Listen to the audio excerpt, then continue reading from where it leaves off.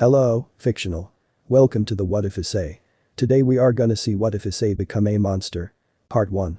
If you end up liking this video, please consider subscribe, so without further ado, let's get into the video. There was a spark. Most people love their parents. They raise you into the person you are and help you with every step you take. They support you in every way possible. Sadly, we can't ignore that this only goes for most people and not all of them. There are parents that abandon their children and others who simply don't love them. And then there are parents like those of Issei Hyoudou. Issei's parents didn't abandon him. Well, his mother didn't. But she didn't love Issei. In fact, she hated the boy. Why? Because he resembled his and her father. He was a mixture of his grandfather and his father when it came to looks, and his mother hated both of them. His hair was exactly like his father's. Short, chocolate brown and messy. His eyes resembled those of his grandfather. A rather brownish hazel, piercing and focused. Issei's grandfather was a man who valued money over life. He rented his daughter's body without letting her have a word in it. He took the entire profit and cared poorly for the girl. As long as she looked good enough and always took the pill, everything was good in his eyes. She managed to escape him after she turned 19. One of his costumers wanted her to ride him, and while he was in a bad position, she overpowered him, knocked him out and ran away. After 3 years she met a man in Kuo. A man who seemed care for her. A man she fell in love with.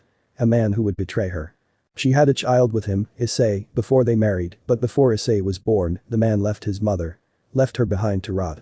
She wasn't prepared for that and lost herself in sorrow and anger. Soon after Issei was born, his mother took medicine to stop herself from going away.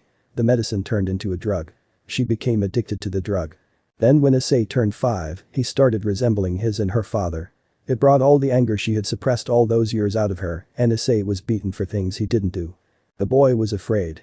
Scared that of his mother. And he was too afraid to call the police. Too afraid to ask the teachers at his school for help. Too afraid to run away. She hated him like she should hate her father.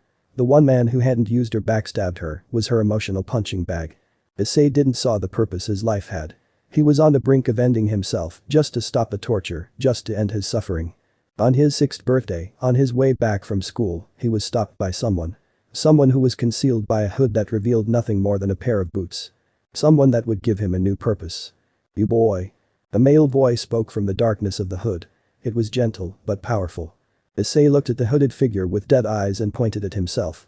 His will already shattered. "Yes, you. I have something for you." The hand emerged from the darkness of the hood. It was the hand of a well-built man, but one thing about it was very distracting. It was pale.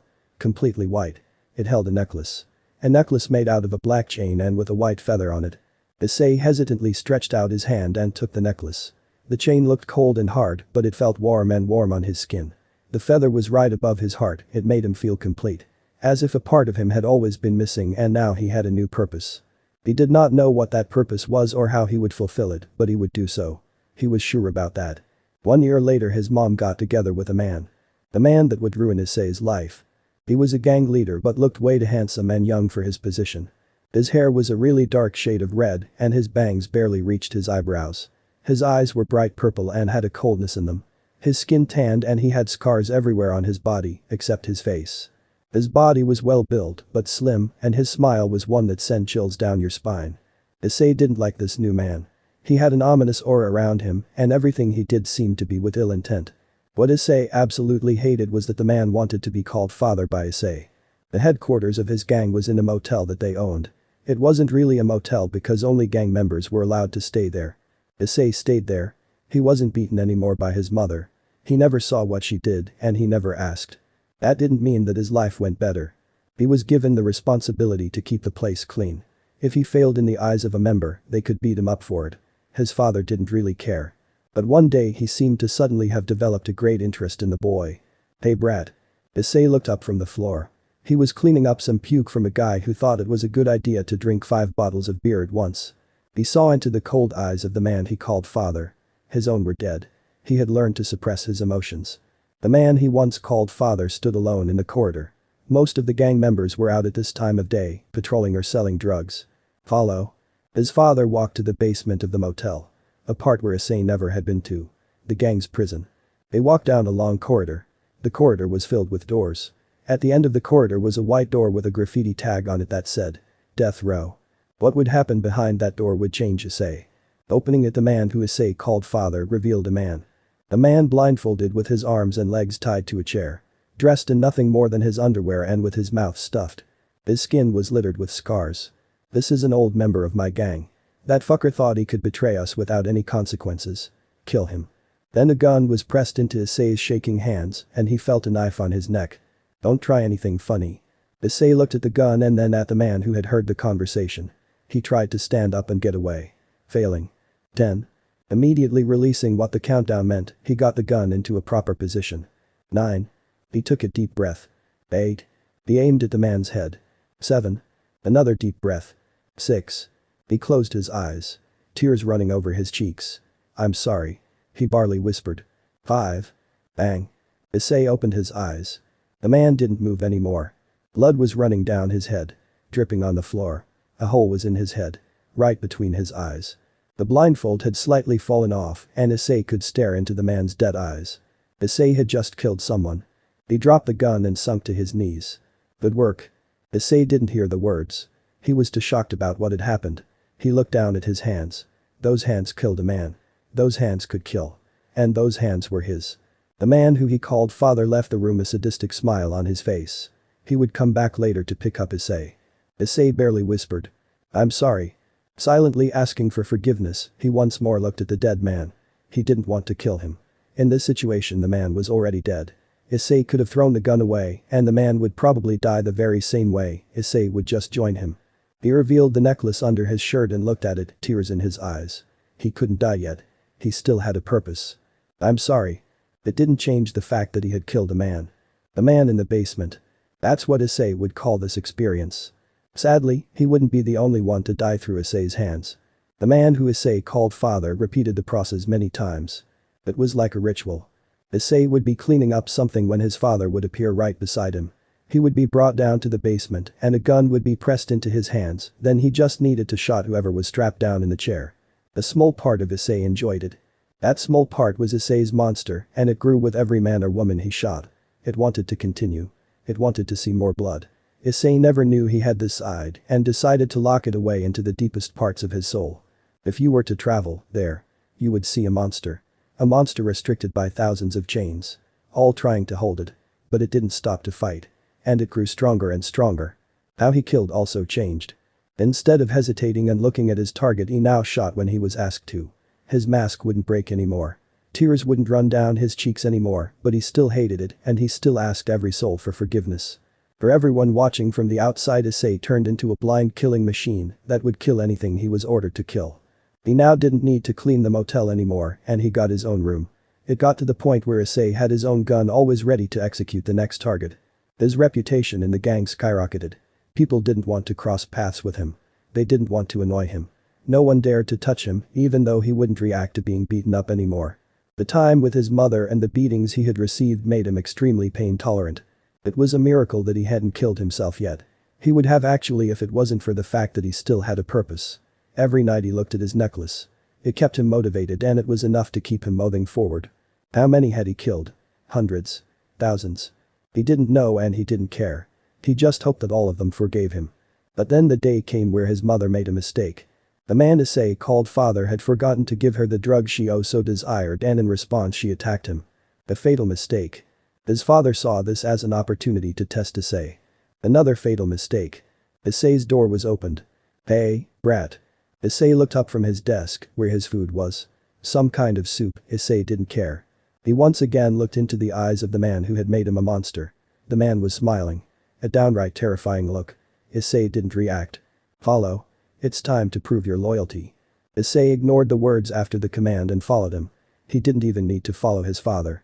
He already knew where they were going and he knew that he would kill another soul.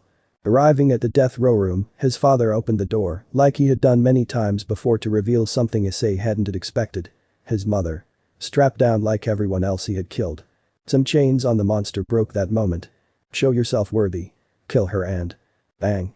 The man who Issei called father jumped back in slight shock. He had expected hesitation or some kind of plea from the boy to spare his mother. A bond between a mother and her child was almost unbreakable. At least he thought so. He was convinced that Issei had now fully accepted him as his master and was willing to do anything for him. The man didn't even know how wrong he just was. Issei hated him. He hated him for turning him into a monster. He hated him for wanting to be called father by Issei. He hated him for making Issei kill all those people. But he didn't show it. I need to say I'm impressed, son. The man had a proud smile on his lips. He had created a soldier that didn't question the command. A machine that did what it should do and nothing more. At least he thought so. Issei would have shot her the moment he entered the room. He just waited to see if the man would allow it, and when the words "kill her" were dropped, he was set on ending his mother's life. It was the first time that he didn't ask someone to forgive them. It was the first time he enjoyed killing someone. But this I declare you my personal bodyguard. A fatal mistake. A mistake that would lead to his death. Issei's expression didn't change, but the monster inside of him started laughing. A laugh that would make anything freeze on the spot. A laugh that was filled with stored-up anger from all those years of killing. Issei could finally take revenge. 2 weeks later the right time came. The man that had made a mistake went to a meeting with another gang leader and both agreed to only bring one personal bodyguard. Issei was the man's bodyguard. They walked to the meeting deep in the night. It would start at midnight in a small house in the forests of Kuo. For both gang leaders the meeting was extremely important. Both were ready to kill each other and for both of them it was a very tense. Issei didn't hear a word of their conversation. He just stood there waiting for the meeting to end or for the man to give him the command to kill. The second one never happened. Both leaders agreed on something and after shaking their hands they left with their bodyguards following. On their way back Issei made his move, but he failed. He pulled his gun silently, aimed at his father's head and bang. A hole straight through the brain. What happened next wasn't normal. The man he had just killed looked at him with disappointment and pity. The hole still in his head, but no blood was dripping from the wound and the man was still alive. Did you really think I was a mere human? No reaction from Issei. Bang. Another hole, this time through the heart. The man looked down at his wound and back up at Issei. He was in white and disappointed. And here I thought I had you, what kind of idiot am? Bang. Kidney. The man started walking to Issei, who backed up in response. Look. You can't kill me by shooting this body. It doesn't work like that. Bang. Liver. Issei hit a wall with his back. Okay, normally it would work, but in this case it doesn't. You get what I mean. Bang. Genitals. The man stopped and looked down once more. Really? Bang. Right shoulder. He facepalmed and continued approaching Issei. Just stop already. Bang. Left eye. The man reached Issei and grabbed him by the right hand. With one hard pull he ripped it off. Issei didn't react. Wow, you're not barely 13 and you don't show a reaction after your arm was ripped off. Gotta say, didn't expect that. His eyes locked with Issei's as he punched him straight through the heart. He pulled his arm back and turned his back to Issei and started walking away. Well, you were fun while you lasted. Issei still stood there. He wasn't supposed to die yet. He didn't want to die yet. He wouldn't die yet. There was a spark. The man froze. His eyes widened. The fire lit up in the darkness. Issei felt a new energy in his body. Burning hot but comfortable warm. The fire spread. Issei took a step forward. The man who had killed him turned around and looked at the boy who should have been dead by now. Consuming everything in its path. Issei's chest lit up in white flames, as did his right shoulder. The hole in his chest was filled and his arm grew back. Nothing would stop it. Nothing could stop it. Issei smiled. A chill ran down the man's body that was strong enough to break someone's spine. It wasn't just the fact that the smile was bloodthirsty, it was the fact that Issei's expression had changed. All those years Issei's eyes have been dead and his face was the embodiment of emotionlessness. Seeing him smile was just wrong. Something emerged from the flames. The ground under Issei somehow caught fire and that fire quickly spread into the man's direction. He couldn't move. It was something was pressing down on his body. Stopping him from acting. It stood, watching its flames consume the darkness that once held it in place. The flames reached his feet and immediately began consuming him. It was painful. He couldn't scream, but a scream wouldn't be enough to show what kind of pain the man was feeling. The creature revealed its wings. Issei's normal expression only returned after the flames had fully consumed the man he hated. The monster inside of him was laughing. It felt alive. Issei might not let it go, but that didn't mean that it could enjoy itself. And this act of revenge brought more than just joy to its dark heart. And it took off. The flames disappeared and revealed what had happened to the man that attempted to kill Issei. Not even ashes remained. Clap. Clap. Clap. Issei turned his head to where the sound came from and saw the figure who had given him the necklace all those years ago. So you have awoken. He pulled back his hood. Revealing a pale white face of a handsome man with warm cyan eyes and black hair with dark blue bangs bound into a very short ponytail that only reached his shoulders. Issei, or should I call you?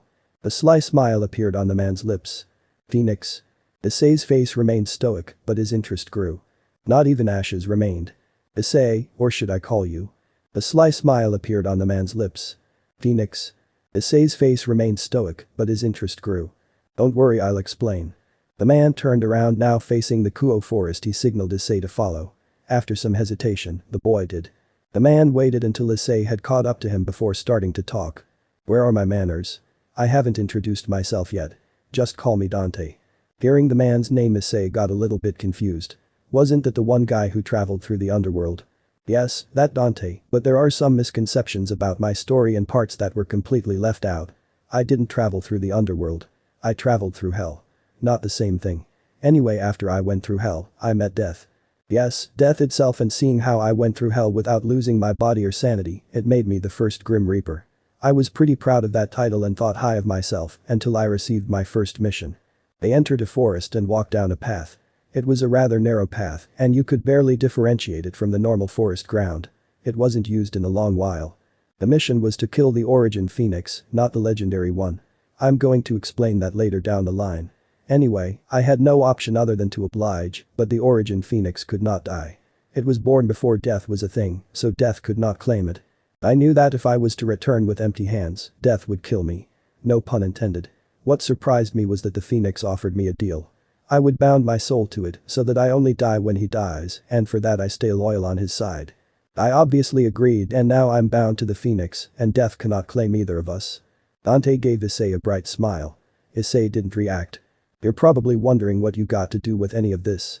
Well, the origin phoenix existed since the universe started, and when you exist for such a long time, it's basically your destiny to make at least one stupid decision.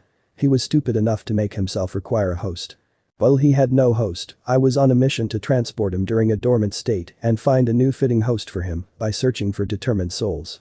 When I find such a soul, like yours, I give them a tiny amount of the origin's power and wait for a decade to see if they can fully awaken it. Issei looked at him with dead eyes.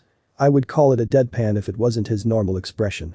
Yes, you were the one I chose to test when I gave you the necklace. You successfully awakened the phoenix's power in yourself and could even use presence even though it was your first time. That's really impressive. If you're asking why you're so determined, then I sadly have no idea. If you're asking why the host needs to be determined, then I have the answer. They were already pretty deep in the forest. You could barely see the path on which they were walking, and there was no trace of Kuo left. You see, the origin phoenix can't die, but its host can.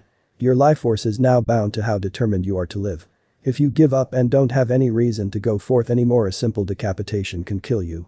If you are determined to move forward and refuse to die, you still live on even if your entire body would be eliminated. Age won't be a problem. If you truly unlock the phoenix powers in time, you would turn immortal. Time would stop affecting your life force, and only your determination would be needed for you to exist. Issei thought about that. Immortality. Something he had never considered. Of course, you also got an affinity to fire, but first let me explain what exactly the origin phoenix is. The origin phoenix is technically a dragon. Why? It was born from pure energy. When the universe started, there was a point of extreme heat and energy. That point was the origin phoenix. The legendary phoenix was one of its first hosts before he put me under his wing. Don't even ask me how he thought giving a bird immortality was a good idea. It did some bird things it desired to do, spread the legend of the legendary phoenix, and died of old age afterwards because it had no reason to life anymore. So the phoenix is a dragon. And that dragon is inside of Issei. No. Part of Issei. Normally there would be some kind of reaction upon hearing such news. Issei just continued walking, his expression unchanged. So I am going to train you for the supernatural. The origin phoenix is far from the last supernatural existence humans don't know about. Your father figure was a demon, not a devil. A demon. Yes, devils also exist, as do angels and fallen angels. Most mythological creatures exist, but the stories around them are mostly wrong. And most, if not all, factions of the supernatural will want to get you on their side some more forcefully than others. So I got to ensure that you can defend yourself and, in the process, unlock your true power so that you don't die in 100 years or so of old age. Well, that was obvious. Issei didn't want to end up as a slave, nor did he want time to fuck with his immortality. My powers are also bound to yours, so I'll also grow in power when you get stronger. I have my own little supply of power that currently makes me around bottom ultimate class, but I can't improve from there until you yourself reach ultimate class or above. Some kind of shockwave came from Dante and turned everything it touched gray. Don't worry about that. I just created a pocket dimension where we could train unnoticed by anyone else. A malicious smile formed on his face. Now let the training begin. Dante summoned stretched out his hand as if he was trying to grab something.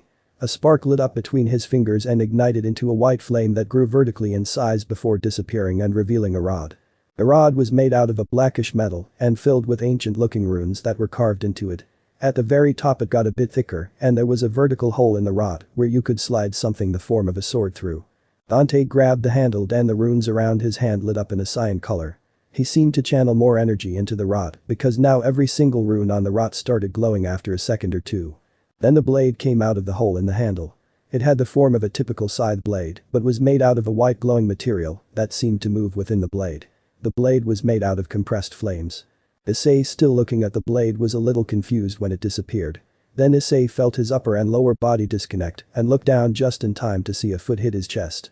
Now he hit a tree and was stuck halfway in it. Well, his upper body was. His lower body was still with Dante. Never mind. Dante is right in front of him and preparing another swing. Issei stood no chance and was thrown around for the next 5 minutes or so. Was this how it ended? He would just give up in a training fight. Issei refused to go out in that way. His body and mind responded. Time slowed down. He started moving at the same speed Dante was moving. Everything seemed to suddenly slow down. Dante himself didn't blur out anymore to reappear. Issei could see him running. And that moment Issei decided to beat him. His body was enveloped by white flames and regenerated almost instantly. His gaze followed Dante's every movement. His flames spread out over the ground, covering most of the area, ready to strike. Dante leaped at him, his scythe over his head ready to slice Issei apart once more. Issei ignored it and concentrated his own fire. He saw that fire could be compressed into something like a blade and could be used to stab or slice people. He tried copying the move.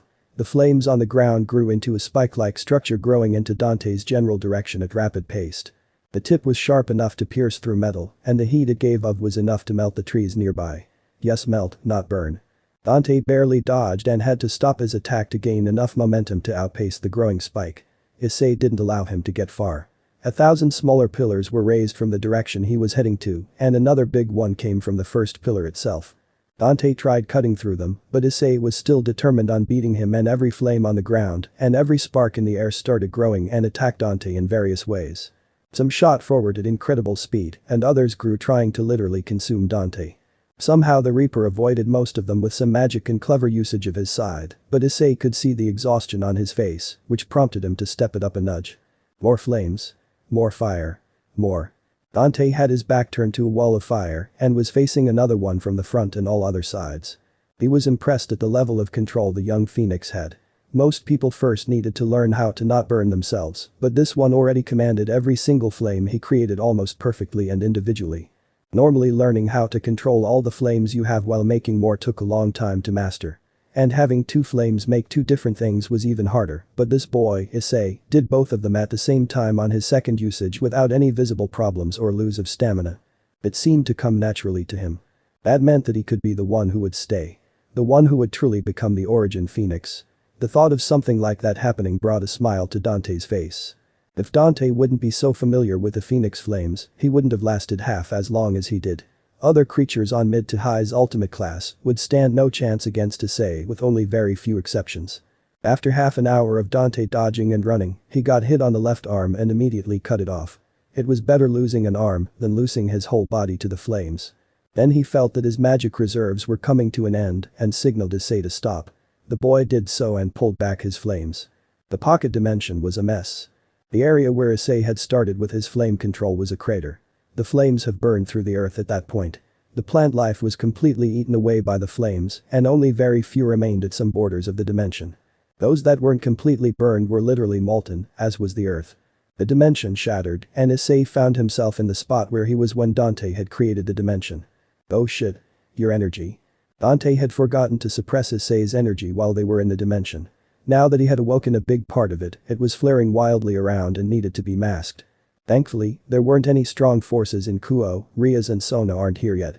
Some strays may come search for them, and if they were really unlucky a yokai had been in the area. Who would really come was unexpected. Dante sat down leaning onto a tree. I'll be taking a nap. Wake me if anything happens. He immediately dozed off. Issei looked at him, his expression not changing. There was the sound of a magic cycle.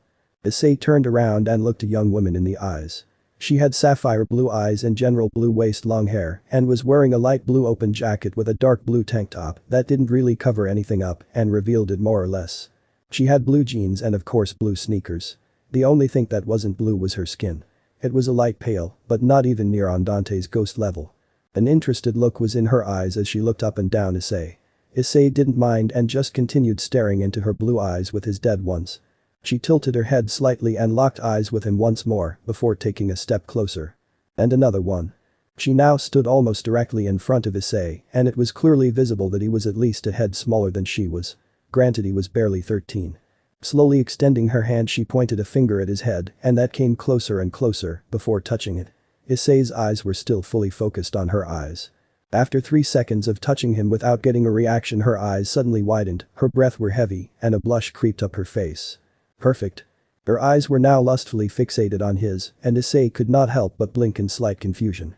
There was the sound of a magic circle. He found himself again in a cave and the next moment she jumped on him. He wanted to retaliate with an attack of his own until the hormones hit him. He might have suppressed his emotions to the point where they don't even exist anymore, but he never had to deal with hormones and he just hit puberty.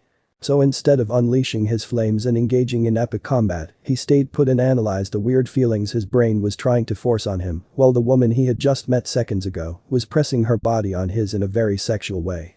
Little Issei suddenly had a mind of his own. His personal play suddenly went hard without Issei commanding it to, he didn't even know that they could do that.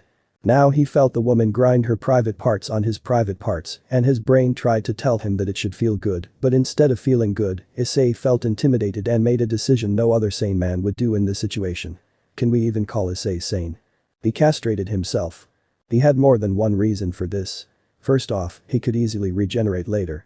Second off, his private parts weren't currently under his control and he didn't want to know what would happen if they fully went out of control. Third off, it stopped the part of the brain that told him it should be feeling good. How he castrated himself. Flame sword, duh. Judging from the sudden change from lust to confusion in the woman's eyes, he could tell that that wouldn't be the normal reaction. She froze and blinked multiple times before searching with her crotch for his little Issei. After not succeeding in finding it she crawled down and looked for herself. After verifying that Issei had in fact castrated himself, she looked him in the eyes with an "Are you for real?" look in them.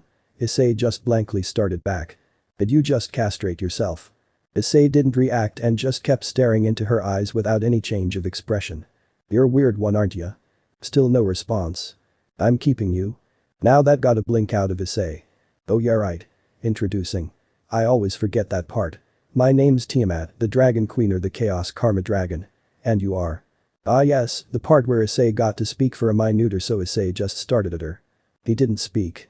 The last time he said anything was when he asked his first target for forgiveness. Could he even speak anymore? Thankfully, Dante came to the rescue. He's the new host of the Origin Phoenix, Issei Hyoudou and my mate. Issei was pulled into her embrace and held there. He didn't mind. Tiamat had proven friendly. And you are? It was more a command than a question. Her eyes showed a reptilian anger. She was ready to fight for Issei. Do not worry, Dragon Queen. I am Dante, your mate's loyal servant and literally bound to his soul. Issei felt Tiamat's grip relax. A phoenix I could swear you feel like a dragon. Dante's eyebrow twitched. He is a dragon.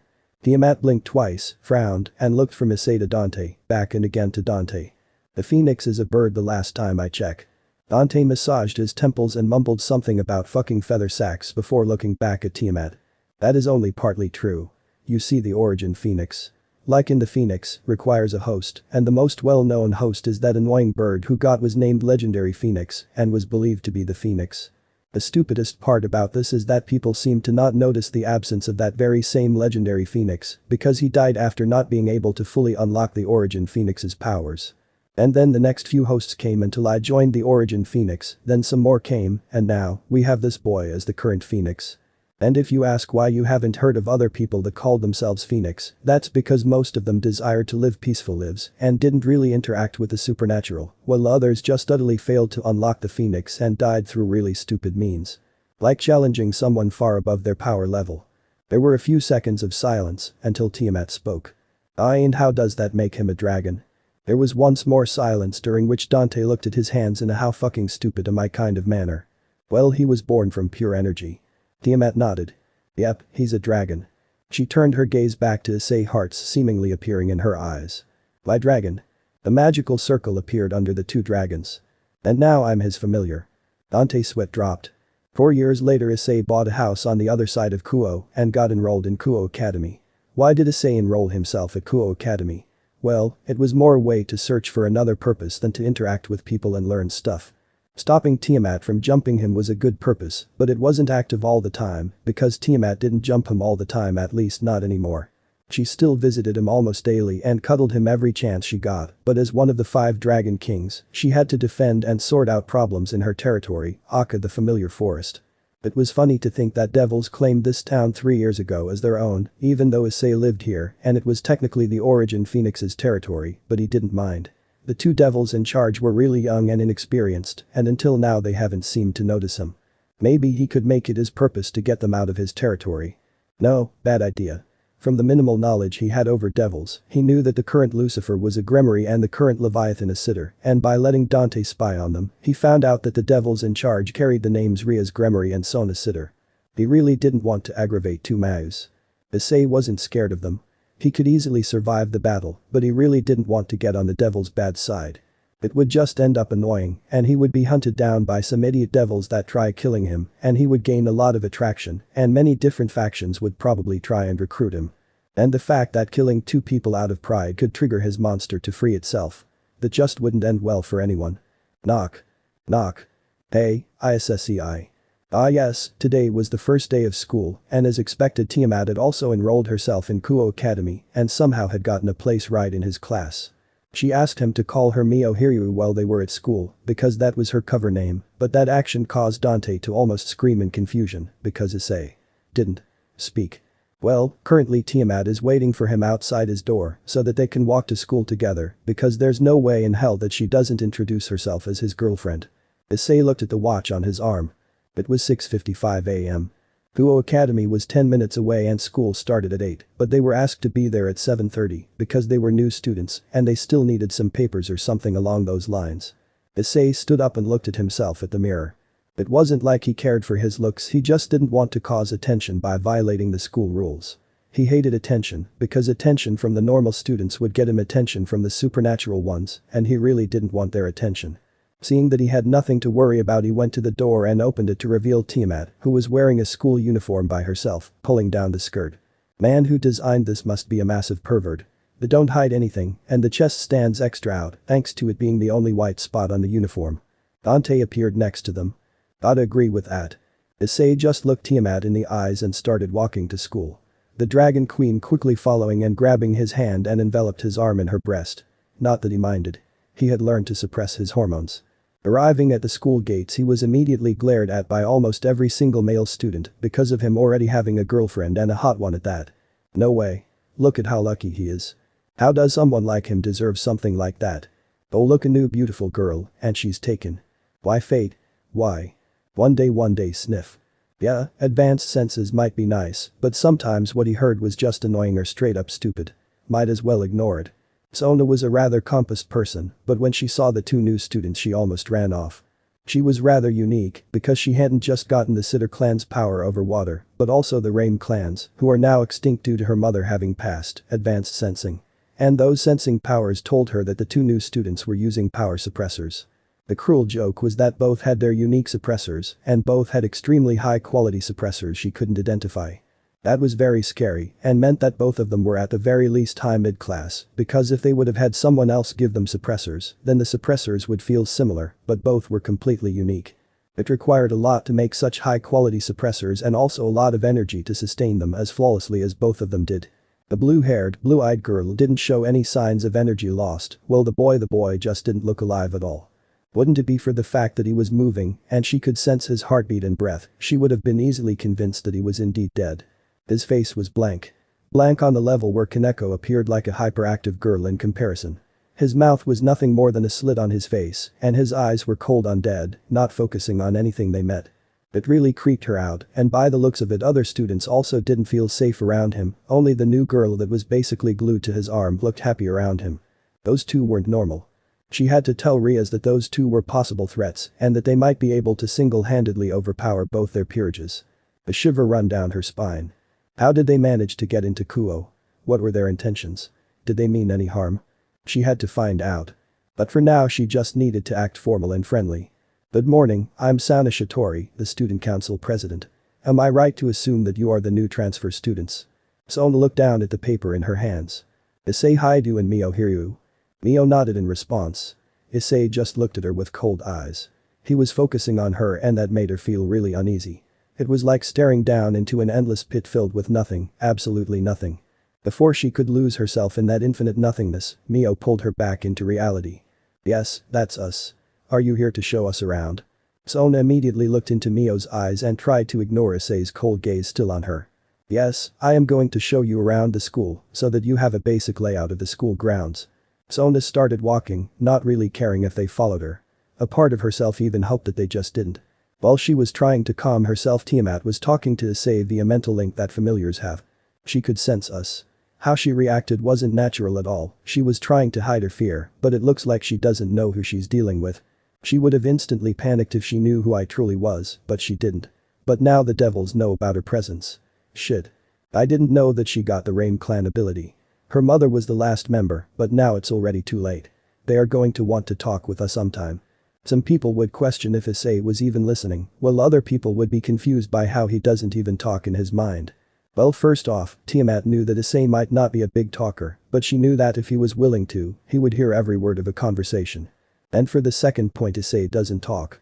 After being shown around the school, classes have already started and the pair of dragons was led to their classroom where they parted ways with the devil. Tiamat knocked on the door, getting her homeroom teacher's attention. Come in.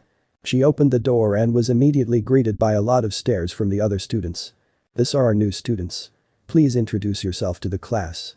Tiamat put on a fake smile before speaking. Mio Hyoudou, I'll be in your care. Wow. Look at her body, I wished I was that beautiful. Isn't that the girl from earlier this morning? That means that he's her boyfriend. I can't believe how lucky that guy is.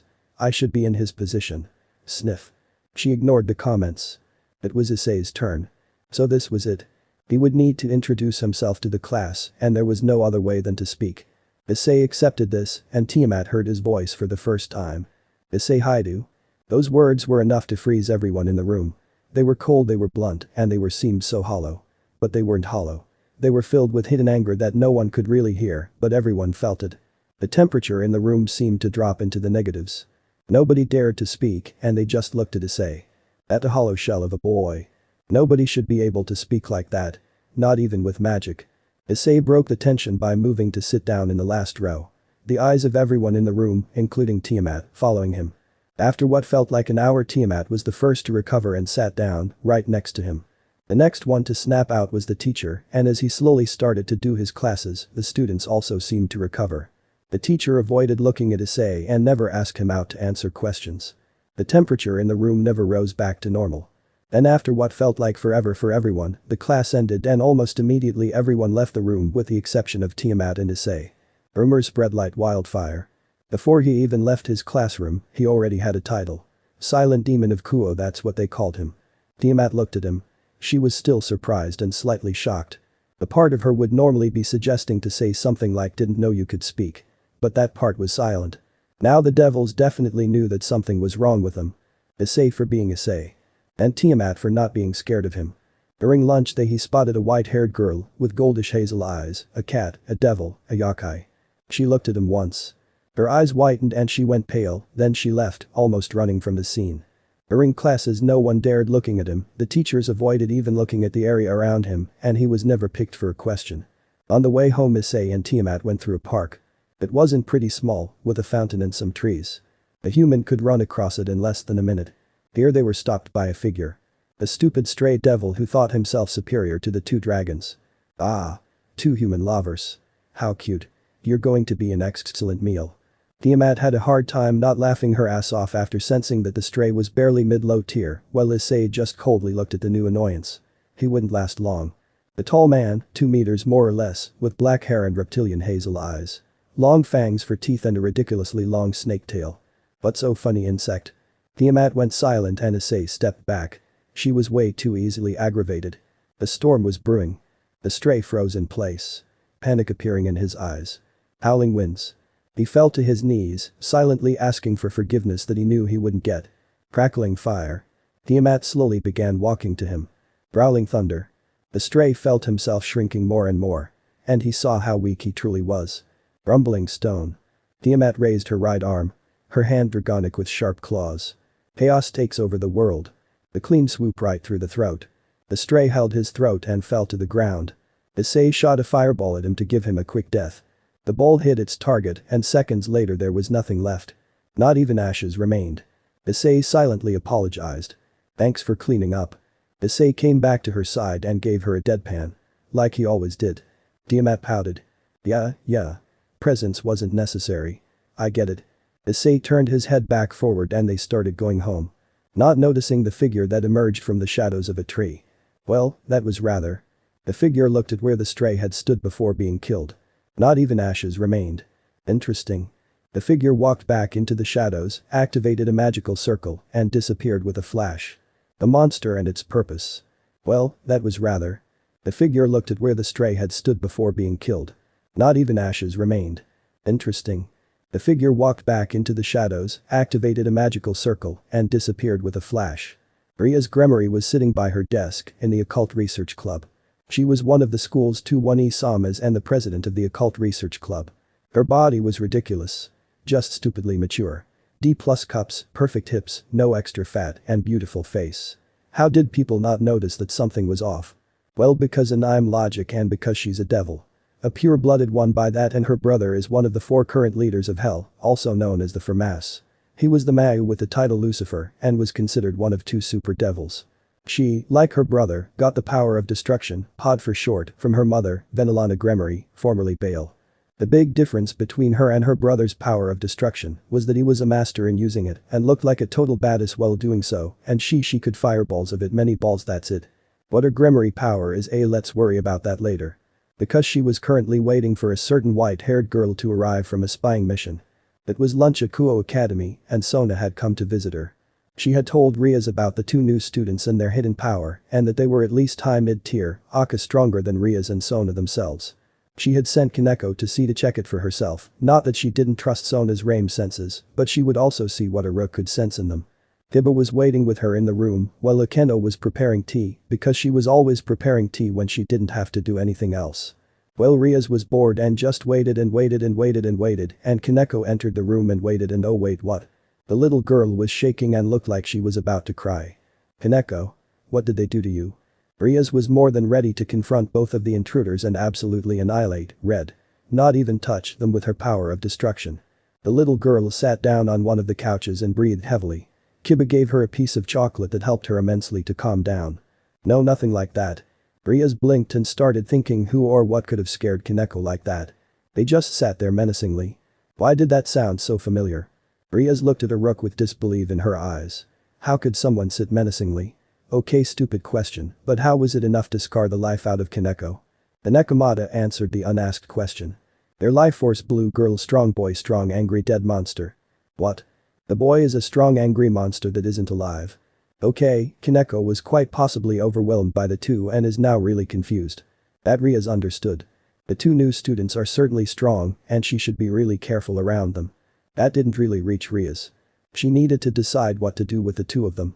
The small, but rather intelligent part of her mind told her to inform her brother about the situation. But Rias was too prideful. An even smaller and way stupider part tried convincing her that she could face them head-on and kill both of them. But Rias wasn't bloodthirsty. Another part suggested her to ignore them and just let them do their thing. But Rias didn't want to do that. And another part just spoke one word: recruit. But Rias was stupid enough to think she could actually pull that off. That was going to cost her. Well, until now school was useless except for the fact that he got the attention of the devils thanks to it. A rather bad thing actually, but it could evolve into something really nice and give him a purpose. Yes, a purpose. Something he had been searching for all the time.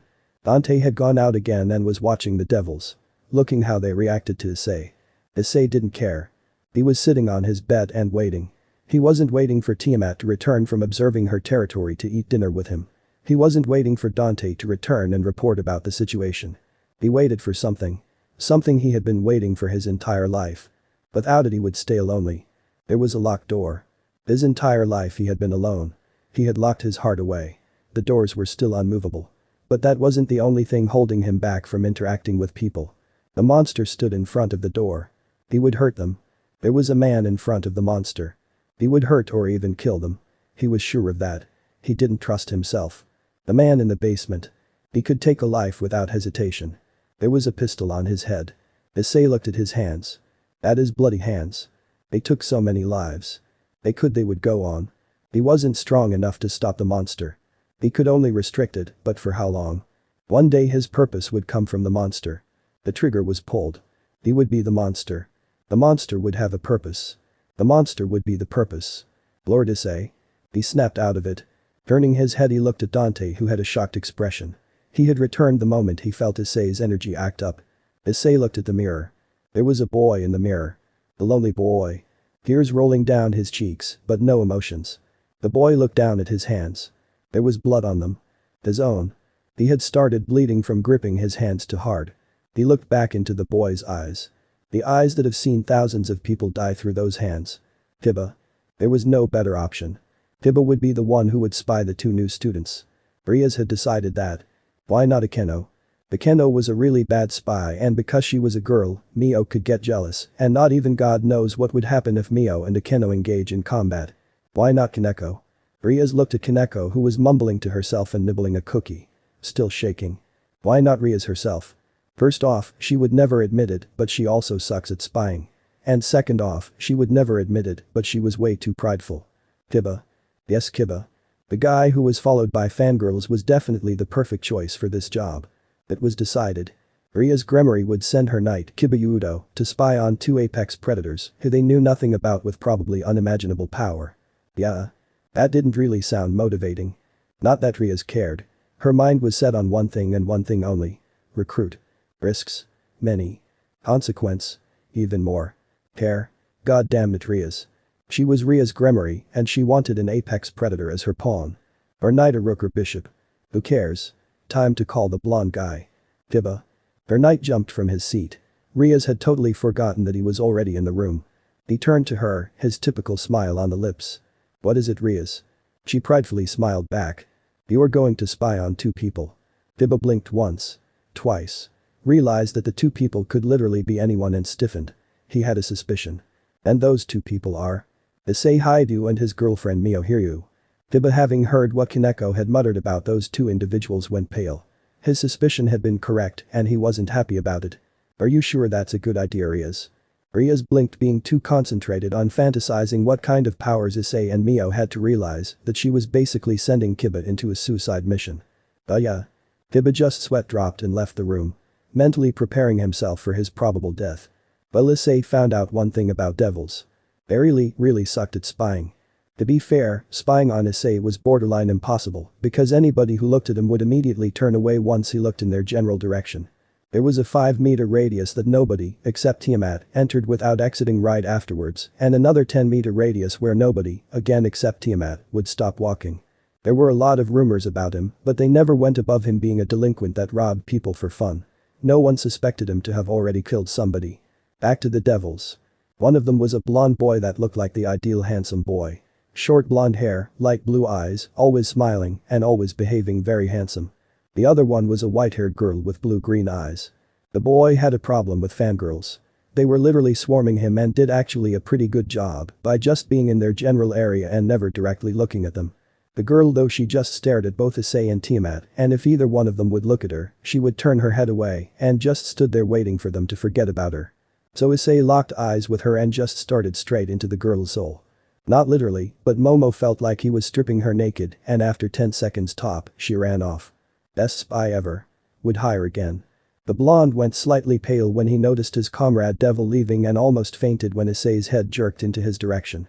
The blonde made the wise decision to not make eye contact with Issei. He would have probably failed at one moment or another, but then the one that Issei had stared down came back. Issei's head jerked back into her direction, and she visibly shuddered when his eyes hit her. She averted his gaze the best she could and walked straight to them, gaining a lot of attention from everyone that saw this act of bravery. She stood there 2 meters away from the two dragons while being impaled by Issei's eyes. The student council president wants to gulp speak with you. Issei stood up, prompting the girl to jump back and everyone to stare at him. He sent his gaze over the crowd and they all continued whatever they had done before staring at Issei. Then he looked back at the girl and she immediately headed to the student council office. Issei and Tiamat followed. Reaching the door, the white-haired girl knocked on the door and waited while Issei was still focusing on her and Tiamat had clinched to Issei's arm with a smile on her lips. "Come in." At those words, the white-haired girl opened the door and led Issei and Tiamat inside. The student council room wasn't anything special. A room like all the others in the academy with a bunch of tables facing the wall for the members of the council and one desk for the president opposite to the door facing the middle of the room where there were two couches facing each other with a desk between them. Issei noticed one thing about the student council, he didn't point it out nor did he show any reaction to the discovery. It consisted purely of female students. If Issei would actually talk and had some emotions he would question how much of a feminist Sona was, but that wasn't Issei, so he just ignored the detail and sat down on one of the couches, Tiamat immediately taking the spot beside him and then he looked Sona Sitter straight in the eye. The president visibly flinched when his eyes met hers and had a hard time keeping her monotone look and voice. "Greetings, you already know who I am, do you know why I brought you here?" Tiamat gave Sona a smug smile. "We can only guess, heiress of the Sitter clan." Sona's eyes widened at that. "I want to know what you two are doing on Devil territory." Tiamat's smile grew a little bit. "Devil territory?" Sona blinked in slight confusion. Mio knew something that Sona didn't and she was using this knowledge against her. "Yes, Devil territory. And when did Issei hand it over?" That caused everyone in the student council room to abruptly turn their eyes to Issei. He owned the territory. Issei didn't react, he knew what Tiamat was going for and he would allow it. "What do you mean by that?" Sona was now frowning while she was moving her gaze from Tiamat to Issei and back. "Just that he owns this territory for 17 years. Sona's frown deepened. "And how so?" Tiamat's smile now showed teeth. "It's his birthplace." Sona rose an eyebrow. "How did that make this his territory?" "A lot of people are born in Kuo and that didn't mean that they owned the town." Before she could ask any questions, Tiamat continued. "And a dragon's birthplace is always its first territory." Everybody froze. The dragon in Kuo. This territory was supposed to be unused and was claimed by the devils 5 years ago. How did they miss a dragon? She needed to inform her sister. As much as she hated it, she was not on the level to deal with such a problem. "Before you go over all your documents and contact whoever your lawyer is, we want to have a talk with all the devils after school because we don't have any time left." The bell rang almost on cue. Sona nodded. She had no other option. "Meet us after school in the old school building." But the nod Tiamat left herself. Sona noticed that the whole time Issei sat there emotionlessly. Her face morphed into an expression of shock. She had heard only about one dragon that didn't show emotions. It would explain how they haven't noticed him. It would explain why he seems so powerful. It would mean that they're in deep shit. "President, everything alright?" She looked at Momo who was standing in front all the other members who had stood up after seeing Sona's expression. This Issei he probably is related to the Ouroboros dragon. A shiver went through the spines of all members of Sona's peerage. It would make sense, but it was scary to think about. What? Riaz couldn't believe what she had just heard. Sona had called Riaz to the student council room right after the first afternoon class and now Sona was telling her something that she just didn't want to believe. "Yes, Riaz. 2 dragons, one probably related to the Ouroboros dragon and the other of unknown origin. Both of them are coming to us after classes because the one that's related to the Ouroboros dragon was born here. And you know what that means." The redhead, still shocked, nodded. "And they're coming today." The way she said that last word wasn't very Sona-like and it made Riaz go pale. "So you're saying?" Riaz looked her friend straight in the eye. "We're fucked." Sona didn't expect that kind of response from Riaz but ignored it for a moment. "Yes, we are indeed fucked. I think we should call our siblings."